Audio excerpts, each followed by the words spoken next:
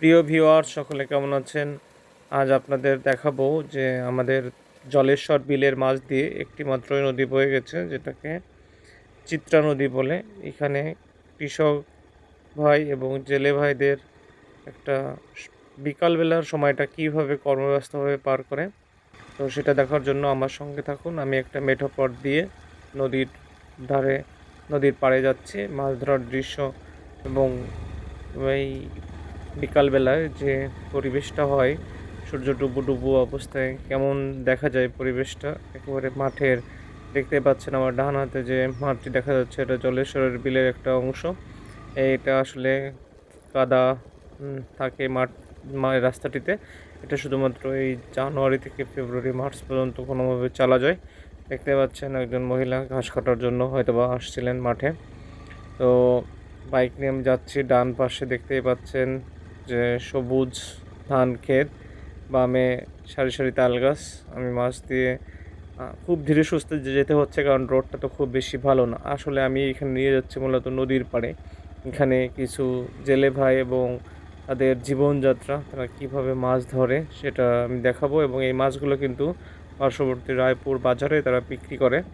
তো যারা দেশি মাছ নিতে চান বা খেতে চান, পছন্দ করেন, তো অবশ্যই রায়পুর বাজারে সকাল 6:30 থেকে 7টার দিকে আসতে পারেন, দেশি মাছ পাবেন। দেখতেই পাচ্ছেন একজন কৃষক ভাই হেঁটে যাচ্ছেন। তো আমি চলে আসছি প্রায়।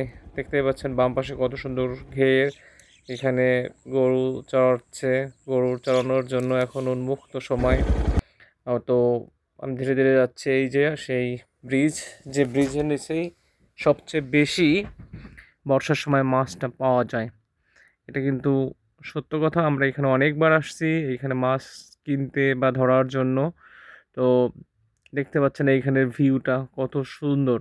চারিপাশে একেবারে নিস্তব্ধ রজনী, আপনার নিস্তব্ধ পরিবেশ।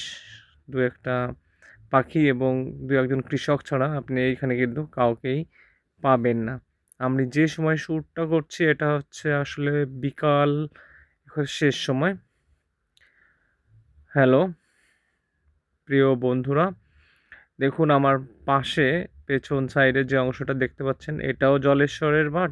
এবং এই নদীটা মাঠটাকে দুইটা অংশে বিভক্ত করছে। তো দেখতেই পাচ্ছেন যে একজন নৌকা নিয়ে, বলতে বলতে একজন জেলে ভাই তার জাল পাচ্ছিল হয়তোবা, নৌকা নিয়ে এসে আসছে।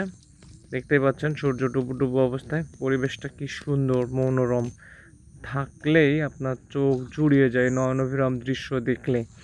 দেখতে পাচ্ছেন আমি তার সঙ্গে কথা বলার চেষ্টা করছি। তিনি কথা বলছেন, তিনি জাল পাতছিলেন, বাট সে বলছিল যে সে অবৈধ জাল, কারেন্ট জাল দিয়ে মাছ ধরতেছে, কারণ এই সময় শীতের মৌসুমে মাছ খুব কম থাকে। দেখতে পাচ্ছেন সে আরও কিছু জাল বের করতেছে তার বস্তা থেকে, যেটা দিয়ে সে মাছ ধরবে। তো তার সাথে কথা বলে আমার সময় চলে আসতেছিল। তো আমি বাসার দিকে ফিরতেছিলাম। এইখানে একটা সমস্যা কি, যে বিকালবেলার সময় এখানে প্রচুর পোকা থাকে, মশা, যেগুলো বাইক ড্রাইভিং করা খুব ঝুঁকি। যেন সূর্য ডোবার আগে থেকে এখান থেকে সরতে হবে। দেখতে পাচ্ছেন নদীর পাড় দিয়ে সরিষা নিয়ে যাচ্ছে কৃষক ভাইয়েরা তাদের সোনার ফসল কষ্ট করে।